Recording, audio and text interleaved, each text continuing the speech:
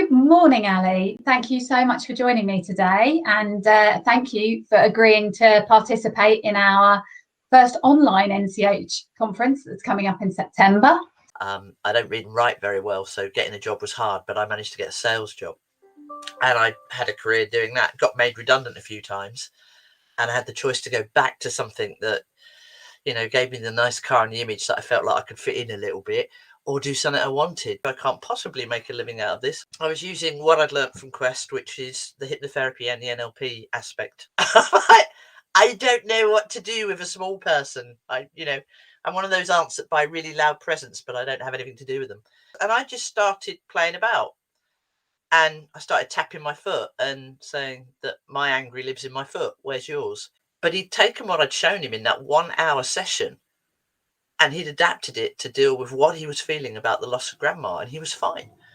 And it kind of took off from there. And I had people coming in I'm in Cambridge, I had people coming in from all over the country because I was only working with the kids for 3 or 4 sessions and we needed more coaches because I couldn't do it.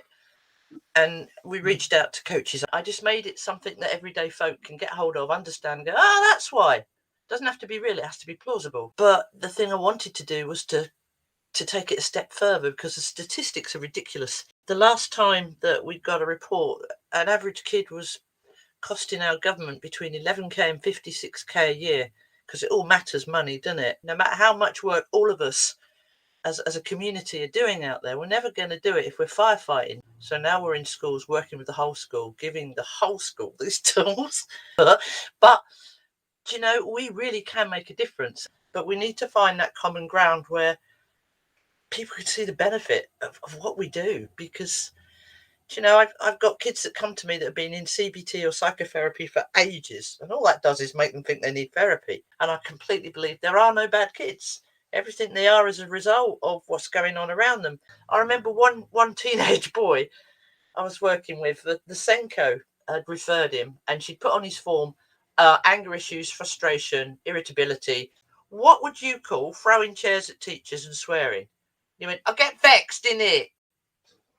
So I ripped his forms up and we just worked on vexed.